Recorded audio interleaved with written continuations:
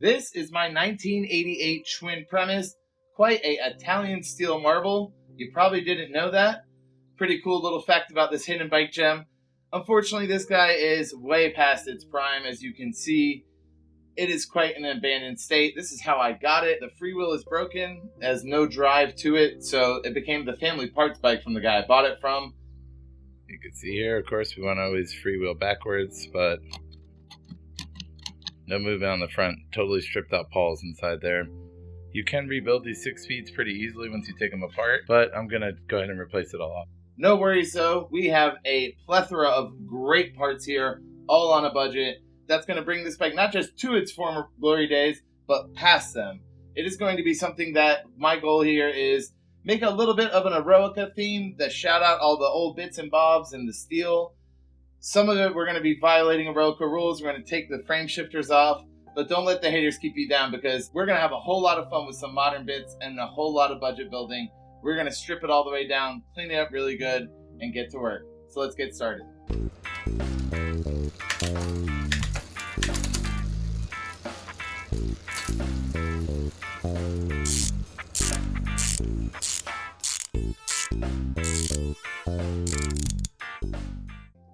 Now, first things first, when you dive into a bike that's been abandoned and sitting for probably, I would guess, at least 20 years at this point, be patient, take your time, and just take everything off and start from the bottom so you know what you have, because pretty much everything in this is in pretty bad shape, and the adding the parts up does add up, and it can get a little overwhelming. So try to keep it on a budget, use what you can, and that's definitely what we're going to do here. First things first, I'm absolutely going to use the front derailleur because I really love the color match vibe it has going on. I would keep the crank if I could because it looks even cooler with the color matching going on, but unfortunately we can't. We'll get into that shortly, but for the front derailleur, very nice piece, very good high quality. The 80s, this late 80s especially, the mid-level stuff, there's almost no plastic in it. For this is all aluminum and steel, so very nice piece. For the rear wheel, you could, if you chose to keep the frame shifters I mentioned earlier, you could keep this as a very good, somewhat competitive bike. It's going to be very bad on climbs, basically, is the main issue here. The 6-speed freewheel on the back, it's harder to get those. It's much easier to find a 7-speed freewheel, and you could get a larger one and put like a bigger rear derailleur on here to fit it. That makes it a lot easier to climb, and you don't have to mess with the crank at all. You could switch 7-speed, keep the 6-speed. The freewheel stuff isn't like a total deal killer, if you ask me. I'm a pretty big fan of the budget stuff, but I also really love doing a retro rebuild. So if you have a little bit of money, it's really worth dumping it into here because the bike starts out, and granted, this is a 48 centimeter seat tube with a 50 centimeter top tube.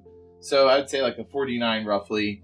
So it's a smaller bike, but I mean, high quality steel, it doesn't really matter how much bigger it is. It isn't going to be super heavy if you go to a 56. It's not going to be double the weight like it could be with cheap chromoly.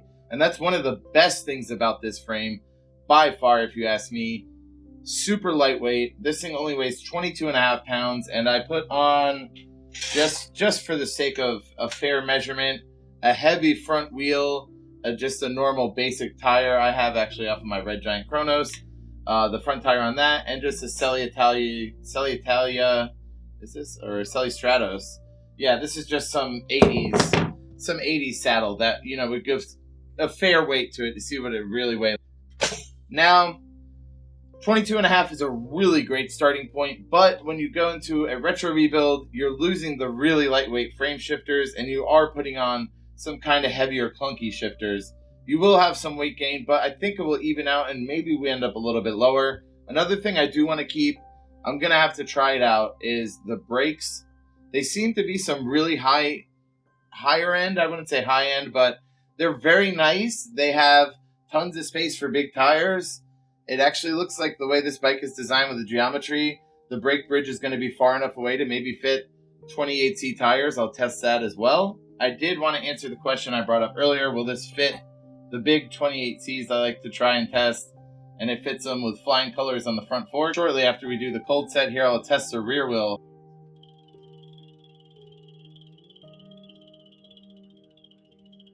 Alright, so completely hooked up correctly. Had to loosen the brake a little bit and reset it because this is such a wide tire. And it is very close, as you can see here. There is very little room. Now on the brake bridge here, we have a lot more room. Probably 3 millimeters, 4 millimeters, somewhere around there, I'd imagine. So I would say medium pass, medium fail, one or the other. Glass half empty, half full, depends on where you are. On this big tire pass, I would not buy the biggest ones you can get. These Ultra Sports are a little too big for the frame, but I have like basically any other 28C I would imagine would fit this without any issue. A lot of them are much, much smaller, and the biggest issue I always run into with these is that these are supremely tall.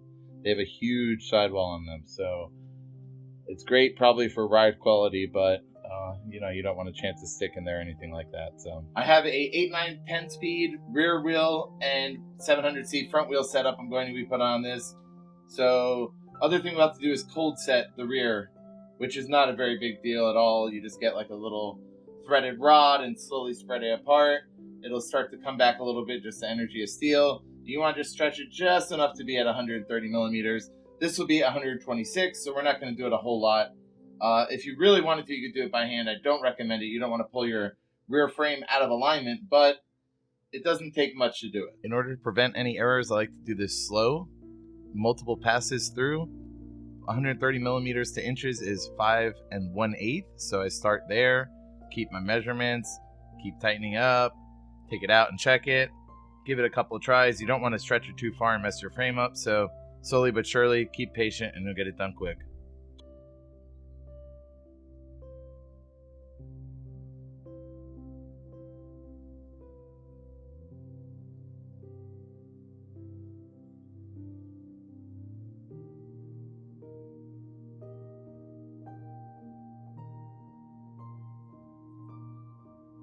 The steel frame is awesome. It is actually Italian tubing. This is from Columbus. They make tons of very good steel tubings. This is their SL and SP, I think it is, production line. So this is apparently supposed to be like the flawed turn downs of the very higher end Columbus SL tubing and stuff like that. But this is actually on their pamphlet. I could show you here as well. Yeah, and it explicitly says that. That is their production run SL and SP tubing from Columbus. So very cool little fact.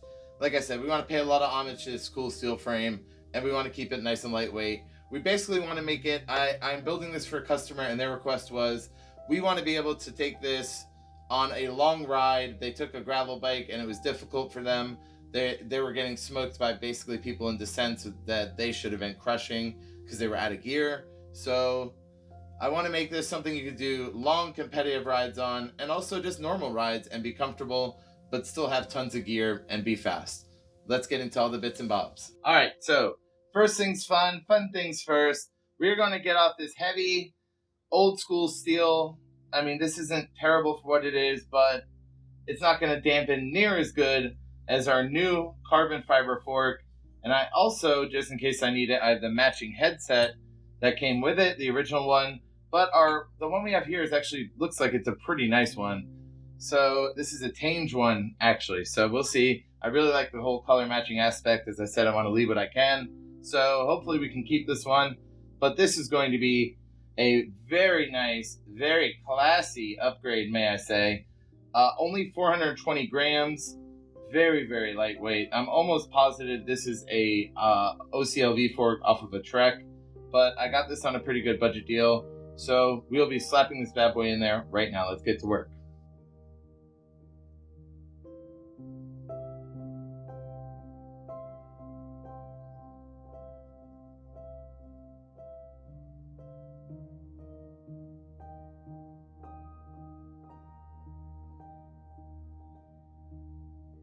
Now, before we install our new fork, we want to get our headset set up all nice. You want to degrease it, clean it all up, inspect it for any pitting or missing ball bearings, put it all back together, and pack in some fresh new grease. I like to use Lucas Green because the stuff is really waterproof, but any grease will do.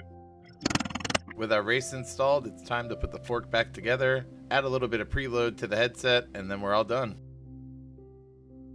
Alright, so we got our new carbon fork all installed, headset all tweaked up, all nice and greased. Now our old fork is 655 grams, so that is a major weight loss for us. But we are going to move on to our crank set now, so let's go ahead and start removing that and removing the bottom bracket as well.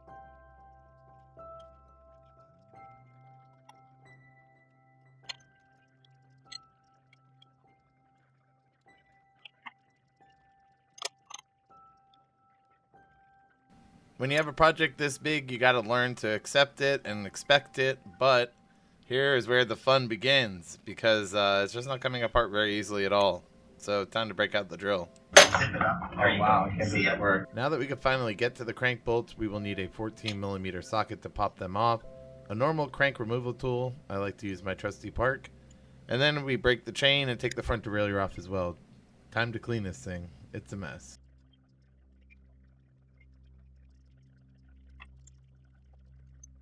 Sometimes you can get away with using an adjustable wrench on these stuck old school bottom brackets because it's a lot easier for you to put a pipe on there and get a lot of torque like I am here.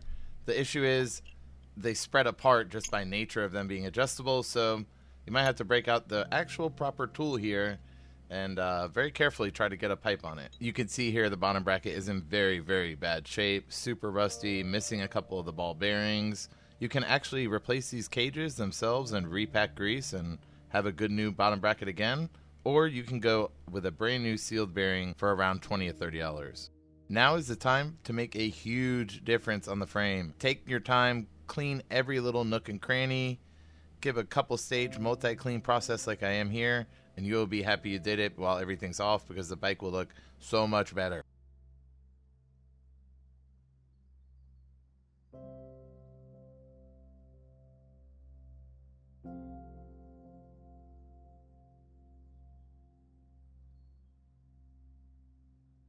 And you can see here, it is already looking 10 times better. It is a huge difference already.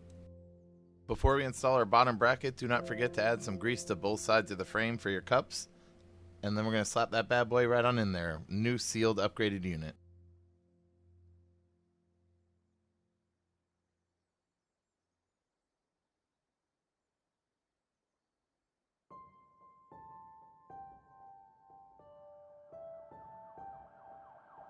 Attention, all personnel. This is not a drill. I repeat, this is not a drill.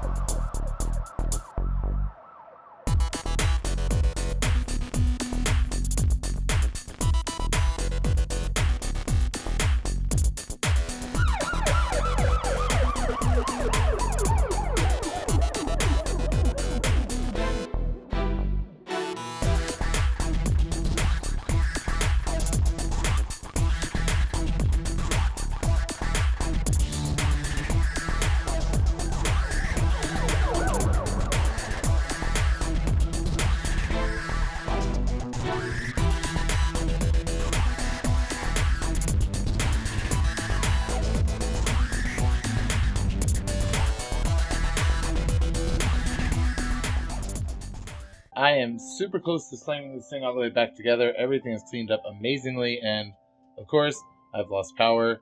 So I have some automotive lights I have recharged here on both corners. Try to give me a little light, and I'm going to slam some things together that I can still do with these junky headlamps. So let's get back to work. All right, I'm going to just focus on some simple things. I have already greased the seat tube. I have already greased the fork tube there, the steerer tube. And we're going to go ahead and get the cockpit put in, and we're going to get, I have a brand new Uno. This is Callaway's like kind of premium aluminum brand, I would say. I have a 26.6 seat post to fit in here nice. Slight weight drop without even cutting it. And as you can see, this happens all the time on small frames. Let's see if I can get a shot of this. It's hitting this top bolt right here, so you'd either swap it out for a really, really short one that just barely goes past the threads, or just chop a little bit from the seat post. It should be, maybe with about an inch cut off, it should be good. So it'll be even a little bit later. Alright, up next, also from the same Trek Carbon, a Bottmarker Affinity saddle, very nice modern upgrade, very lightweight, nice and comfy. Got a fair amount of padding on there. I figure no better time now than to in the present to go ahead and trim down the seat post now that it's all nice and greasy, right? There you go. It's good coverage right there for the seat tube. Nice and lubricated. So I'm probably only going to take about an inch and a half or so. This is just such a long one for the frame anyways. Maybe about 2 inches. Yeah. Cut off about 2. That should be perfect.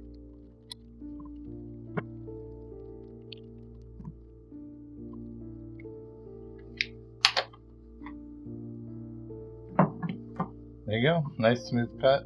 It's going to be a little sharp, so always be careful. Just want to clean it up a little bit. If you use a pipe cutter like I do, it will be slightly beveled now from the pressure. Just sand it nice and flat.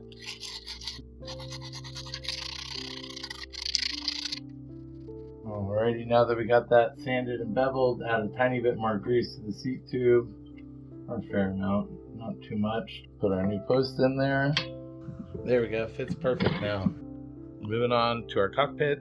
Our original bars here come out to 625 grams. Sorry, lighting here is terrible. Because there is none. So 625 grams, so it's not terrible for what it is. But we do actually, even though we're going bigger bars, these are wider, these are thicker. We have a longer stem. This is actually a 90. I'd rather have an 80, but it's coming in the mail. And a thread adapter here. We are still only at 595 grams, so we lose some weight here. Pop these guys in. We'll just eyeball the stem a little bit, make sure it's a little tight.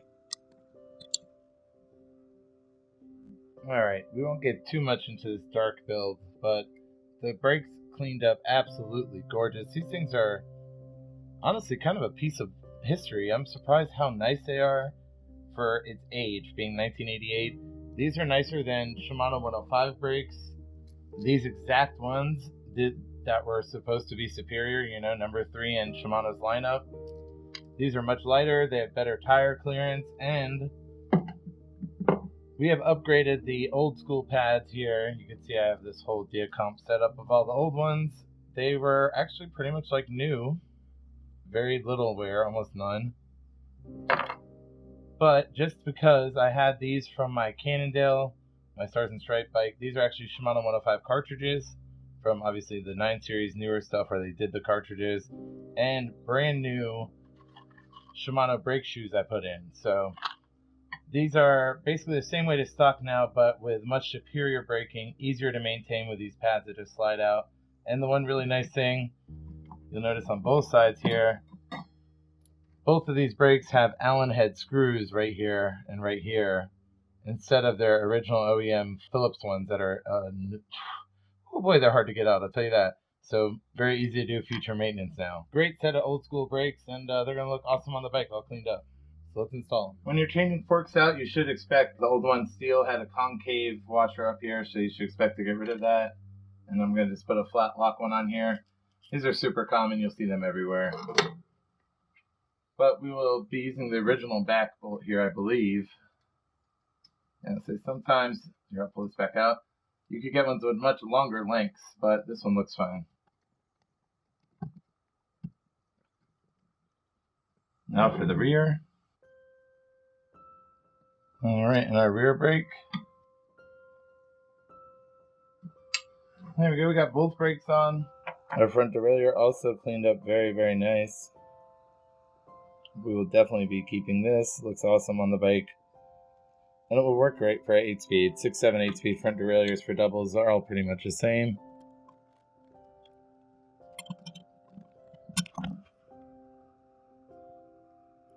Looks good.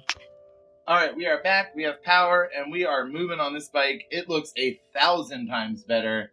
The top tube is a nice gleaming white now instead of a cigarette yellow kind of weird color. Lots and lots and lots of cleaning and scrubbing. And the more I got into it, the more I was like actually impressed with this bike. I was already very excited to have this build, as I talked a lot about it in the beginning, but the more I got into it, the more I wanted to see, could I actually get this like near a 20-pound bike? I mean, that would be kind of phenomenal to make a 1988 bike with all the modern components actually 1,000 times better and super competitive. be very, very interesting to do. So I've really kind of put a lot of effort into pulling everything off and looking at it bit by bit. And that's where you really start to see the bike shine. I mean, obviously I love the Columbus. The 10X tubing is very nice, being the production grade SL and SP tubing. Very lightweight, very svelte. A work of art for sure. I love the lugs. It all looks very, very nice. But when you get into stuff like this crank set here, being what it is, mostly unheard of, kind of like a economy road bike when this came out. This really wasn't anything somebody thought they were going to go win races on, basically. It was very, very underrated. So for this crank set to be 640 grams originally, that's when I really was like, okay, I'm going to pull everything off and compare it versus new and see where I really want to go with this. I want to do the build justice. I want to build it past its prime, basically, and we're definitely doing that. The only thing with these you have to watch out, the BCD on these, luckily for this specific model, it is okay, but on other vintage cranks, it'll be too small. It'll be hard to find new chain rings to slap on here. Luckily we did. I have a steel one on here, so we had a little bit of weight gain, not too much, just a very small amount. And what it comes with is a 5242, and this is a 42 you can see here. It is just overall a much larger chain ring, and it will make climbing much more difficult. So the 5242, we are just gonna get rid of that 42 there. The 52 you could upgrade to a 53, which I have here. This is a Shimano 53. Actually, this is a very modern Shimano 53. I bought these new only a few years ago. And you can see actually it looks almost identical, kind of funny. So the nub here, I call this to line up where your crank arm's supposed to go. That's how you clock it. It's supposed to go underneath like that. It will actually rub if you try to bolt it down into, it's hard to probably see here, I'll put a video. There's actually one built into the crank here already. So I'll set that down. And you can see right here, there's one built in. You would have to actually take all the chain rings off and grind it down, file it down, however you would do it. And then you could put your new one on here and clock it. But the bike has such few miles. This chainring is basically brand new still. It has very minor wear to it. And yeah, we only really need a 39 on here. Now, of course, we've removed the shifters here. We have these old school Suntour 7000 Cyclone shifters. I've done this a bunch, but I always like to just show you. You got to swap these little down tube stops on there, and they have little barrel adjusters. It makes fine tuning it much, much easier. These are about 18, 20 bucks. They are not too cheap from Shimano, but they do come with brand new springs and barrels and all of that. If you have like a bike kitchen or a charity, you can get a lot of these little bits and bobs and save a ton of money. So if you can, definitely do that. Our bottom bracket, this thing has seen better days, man, but this is pretty much how you find a lot of these old school ones. This is pretty much the only waterproofing you have, and it really doesn't work very well. There's not any real seals on the inside of here. The new Shimano 105 brackets have really nice, like double-sided seals that work well, but this is not that. So we actually lost weight swapping to a Amazon cartridge style bottom bracket, which is very nice. Those are so much easier, stiffer. Just quality is much better overall. You don't have to deal with tons of grease being washed out all the time because there's no real waterproofing in there. So again, we're going to be, that goes in the trash can. And that was also a big upgrade we did was new hardware, which we will be putting in these nice hex style ones or Allens, whichever you want to call them.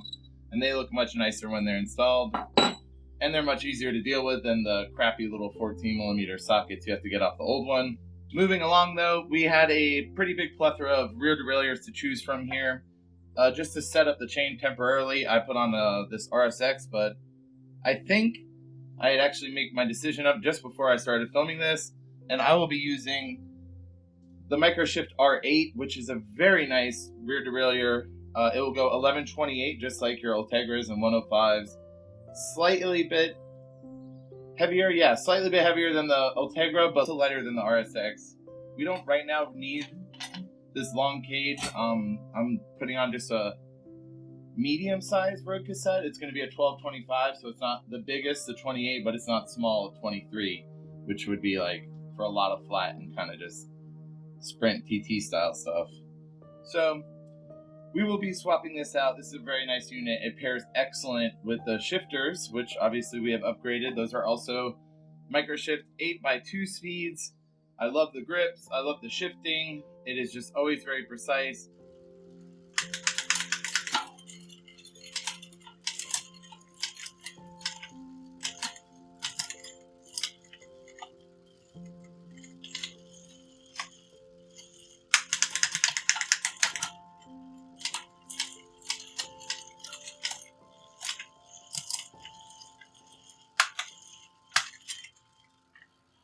A lot of people don't like the thumb shifts on Sora. This is an excellent solution to people that, if you're new to road bikes or you really don't like taking your hands out from one position. Really, one of my favorite things, though, is having the 2 triggers on the side. It is such a nice feature. Getting this dust cover off was a pain. If you ever had this issue, this is an alloy on alloy, and people say, like, you don't think aluminum will rust. This, it's like salt rust from your sweat. So, like, electrolysis is in there, and it's very hard to get out. I had to drill a hole and tried to, like, twist it with needle nose. I'm scared I'm going to break my needle nose because that's how stuck it was. And it's so funny because you can't even tell there's no rust on here or anything, but I ended up using a sledgehammer and the weight of that to push it, and it actually broke loose. I couldn't even believe it worked. But Oh, wow, I can't see it work. It was kind of funny that it did. So a little tip if that happens to you. Also, the nice part about upgrading the hardware, you could throw all that crap away. Moving on to our brakes. These are really the star of the show if you ask me. These things cleaned up awesome. I said that earlier when I installed them. I talked to them briefly about them when the power was out, but man, they really are the star of the show. These are very cool brakes. A lot of modern technology in the stopping power. That'll give us a huge advantage, of course. It's a no-brainer. They cleaned up amazing. We're absolutely going to keep them. They're great brakes. For our seat posts we swapped out, this is I'll mention again, 26.6 seat post, just in case anybody wants to know you have this bike. It's kind of an oddball one, but that happens on steel frames a lot. All right, for cold setting the frame, you don't need very much. You could just go to the hardware store basically and get this kind of stuff. You don't need these fancy little round ends like I have. You can just get these barrel nuts. This is for my new headset press, which is a larger one, so it doesn't fit on these, otherwise I'd use it. But you'll notice on the inside here, this is all you need. This is set to the width I already need to just plug this in. So you need a good sized threaded rod. You probably want to go about at least 6 to 8 inches and a couple nuts to put on it. And that is really all you need. If you got some nice good sized washers, that's helpful for sure.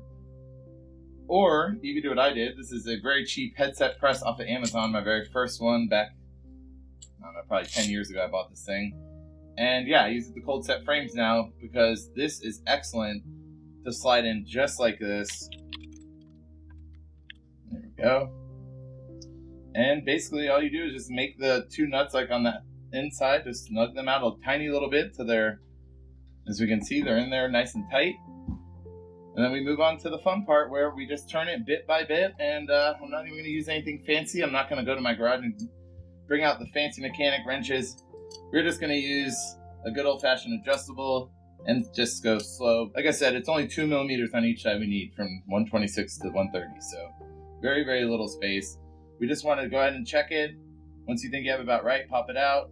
It's going to return a little bit, of course. We know that. So try to go slow, stretch it the least amount. If you have to do it twice or 3 times, that's much better. You know, you don't want to stretch it way too far out. All right, and as you can see, we have finally completed this hidden bike gem, this abandoned abomination that once was, into a for sure hidden beauty. Man, this thing looks amazing.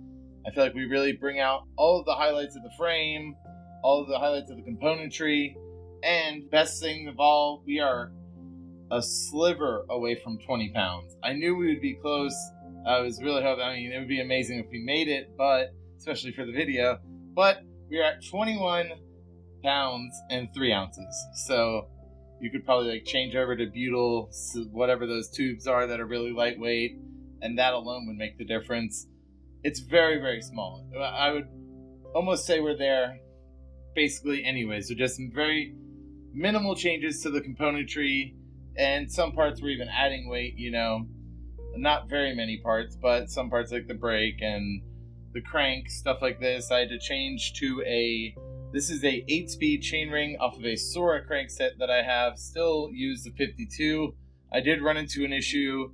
The 6-speed rings are not quite as compatible as the 7, 8-speed, 9-speed, 10-speed. All those rings are pretty compatible, and if you really need to, you could space the 9 and 10 ones out.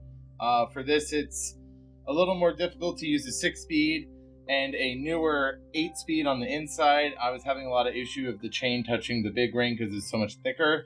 So swap that out, no problems. It shifts great, actually. Microshift is budget stuff, but it is good budget stuff. It is definitely something we could be competitive on, something we could have fun on, and that's what the whole build has basically been about. That. The only thing I would improve maybe is the front derailleur. It does cross chain on the smallest and second to smallest. It's a little loud and annoying. Most of them do on smaller bikes anyways, but the Claris really has, I guess, like the angle of the tail here, of the front derailleur cage. It's much better designed, and it fits these smaller frames much better. So it's nice to not have it at all when it's possible on a lot of bikes, but these smaller ones, it does cross train a lot easier. So yeah, other than that, I am extremely happy with the bike. I'm quite impressed with how cool it came out, and maybe one day I'll find a 54 and I could have one kind of my own. It's a very neat steel frame. As we saw, the tires are, as with any of the other ones, it is a little iffy getting the really, really big 28Cs on there that I've tried, but you don't have to have those. You could go out, like on my Cannondale, it's a Cat 4. I can only put 28C pan erasers or bump rugger base lights, or Thick Slick is another brand. All of those are much smaller and they'll fit on this, no problem. 25Cs are good too, though, so we're off to a fabulous start. That is for sure. Got some really nice bar tape on there. That's pretty much it. Please do not forget to like and subscribe. You have a good day. Bye now.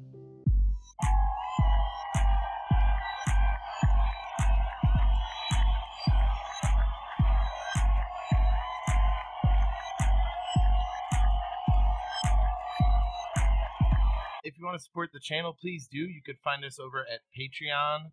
You can also find us on YouTube memberships, where we have 2 different types, and you can support us there. I'd greatly appreciate it if you did. Thanks.